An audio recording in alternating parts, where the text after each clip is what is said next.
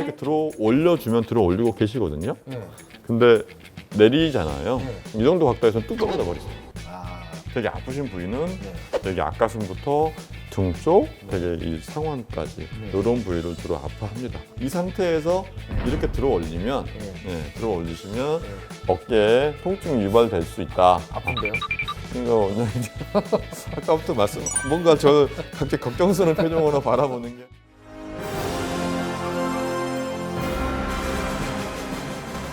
오늘 시간은 오십견과 혼동되는 회전근개 파열에 대해서 알아보도록 하겠습니다. 회전근개 파열 어떤 질환이죠? 네, 일단 회전근에 대해서 알아야 되는데요. 네. 하나의 힘줄이 아니라 어깨를 쉽게 말해서 돌려주는, 예. 회전시켜주는 힘줄들이 모여서 네. 그걸 통틀어서 그냥 회전근개라고 부르는 거고요. 네. 앞에 견갑하건, 극상근, 극하건, 그다음에 소원근 이렇게 네 개의 힘줄이 모여서 회전근개라고 부르는 거고, 네. 이 회전근개라는 힘줄 중에서 가장 일반적으로 가장 많이 상하는 게 극상근이라는 힘줄이고요. 네. 그 다음에는 이제 뭐 극하건이라든가 견갑하건 이런 네. 힘줄들이 많이 상하게 되는데, 네. 이런 힘줄들이 우리가 네. 연세를 드시는 노화라든가 네. 또 너무 지나친 스포츠 활동이라든가 또는 외상이라든가 또 선천적인 어떤 여러 가지 요인들에 의해서 찢어지는 이런 병을 네. 회전근개 파열이라고 부르고요. 네.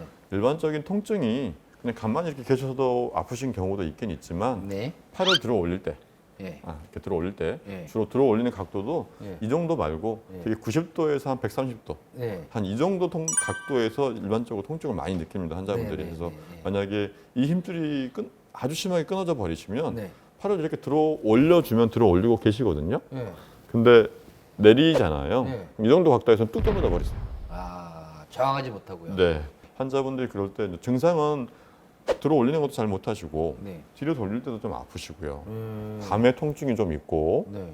또 누워 있을 때 일반적으로 또 우리 목 디스크 있는 것처럼 아파하시기도 하고요. 뒤로 돌릴 때도 좀 아프시고요. 밤에 통증이 좀 있고 네. 또 누워 있을 때 일반적으로 또 우리 목 디스크 있는 것처럼 아파하시기도 하고요. 네. 원장님 아프세요? 아니요, 아니요. 아니, 자꾸 해보시는 게 네. 신기해서요. 이 근육이 어떻게 팔을 이렇게 하게 됩니까? 당겨지긴 하니까. 야. 네, 찢어진 부위가 네.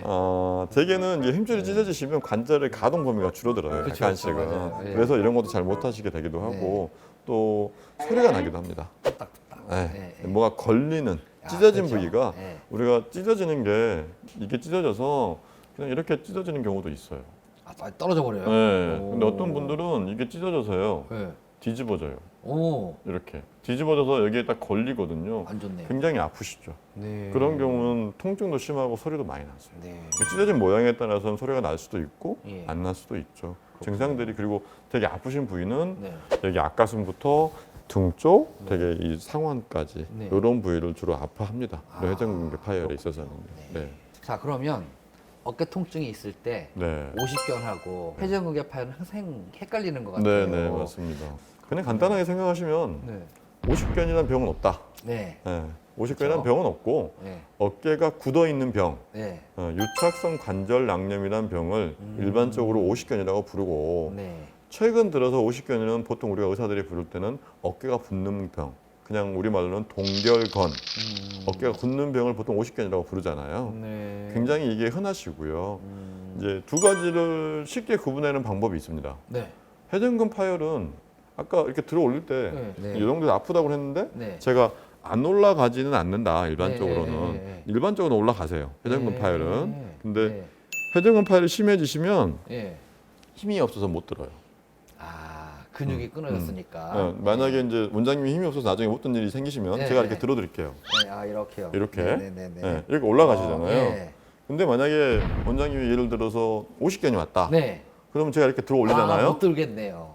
굳어가지고 네, 아프겠네요. 네. 네. 아프시기도 한데요. 네. 굳어서 안 올라가세요. 안 올라가요. 이게 네. 올리면 저항이 뻣뻣하게 생겨서 굳어서요. 완전히 네. 굳어가지고 예. 안 올라가세요. 네. 이런 경우가 가장 네. 쉽게 구분하면 예. 힘을 줘서 올려질 수 있냐, 이런 경우인데 아프다 그러면 오십견 회전근 파열일 가능성이 높으신 거고, 네. 억지로 올려도 안 올라간다면 네. 이런 경우에는 오십견이다. 아. 뒷짐을 아까 네. 접으셨을 때 왜 안 돌아갈까 이것도 물어보셨는데, 네. 오십견의 경우에는 뒤로도 잘 안 되세요. 거의 뭐 이렇게 네. 화장실 가서 볼일도 보기 어렵다. 네. 이렇게 하시는 경우가 많은데 네. 회전근 파열은 그렇게 돼서 오시는 경우는 드뭅니다. 어. 각도가 조금은 줄어들긴 하는데 네. 전반적으로 아예 안 되시는 건 아니고 네. 조금 줄어든 정도로 생각하시면 되고, 근데 오십견들은 대부분 위로도 잘 안 되시고 옆으로도 잘 안 되시고 뒷짐도 잘 안 되고 뭐 이렇게 하시는 것도 잘 안 되고 전체적인 어깨의 움직임이 줄어드는 병을 오십견이다라고 해서 이해하시면 될 것 같아요. 이해됐습니다. 네. 확실히 이해가 되네요. 네. 네. 그러면 이게 회전근개 파열이 있을 때 환자분들 스스로 네. 자가 진단할 수 있는 방법이 있을까요? 제가 이제 방금 통증이 있는 부위가 한 이 정도 각도에서라고 네. 말씀드렸잖아요. 앞으로 들어서 뻗어 보세요. 예. 뻗어서 옆으로. 옆으로. 예, 이 각도가 네. 극상근이라는 주로 힘줄을 움직일 수 있게 하는, 여기서 아. 이렇게 돌려줘야 됩니다. 이렇게 돌려요. 예, 이거를 빈 깡통 검사. 빈 깡통 검사. 예, 왜요? 우리 말로는 그렇게 되는데 네. 깡통을 이렇게 하시면 어떻게 되세요? 쏟아지잖아요. 쏟아지잖아요. 네. 그럼 깡통이 비게 되죠. 네. 그래서 우리 영어로는 empty can test라고 해가지고 아, 그냥 예. 우리말로 아. 하면은 빈 깡통 검사. 네. 이 상태에서 네. 이렇게 들어 올리면, 예. 들어 올리시면 예. 어깨에 통증이 유발될 수 있다. 아픈데요? 그러니까 원장님 아까부터 뭔가 저 갑자기 걱정스러운 표정으로 바라보는 게 이거 염려하시는 것 같아가지고. 약간 좀 아픈데, 여기 아픈데 이거 네. 이상한데. 그래서 이렇게 하신 상태에서 네. 올려 보시거나 네. 아니면 가족 중에 누구한테 네. 원장님 한번 뻗어 보시겠습니까? 네, 들어 올려 보세요. 세게. 이럴 때 네. 이 부위에 통증이 있으시다면 네. 이런 경우에는 회전근 파열이 네. 각도가 있습니다. 옆으로 벌리는 게 아니고 네. 약간 45도 정도 약간 45도, 벌려서 45도. 이렇게 네. 해서 들어 올려 보시는 검사를 했을 때 네. 만약에 어깨에 통증이 있다. 예. 그런 경우는 회전근 파열이 있으실 가능성이 높으세요. 예. 이 들을 때 더 아파야 되나요?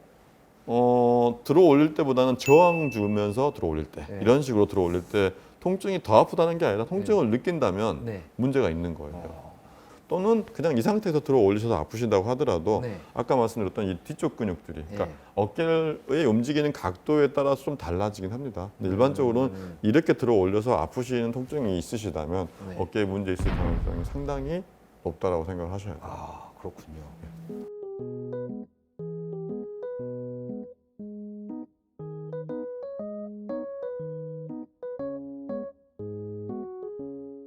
자, 그러면 회전근개 파열이 됐으면 어쨌거나 인대 손상이 있는 거 근육 끊어진 거잖아요. 네, 네, 예, 맞습니다. 이거를 재건하는 네. 수술이 반드시 있어야 되는 건가요?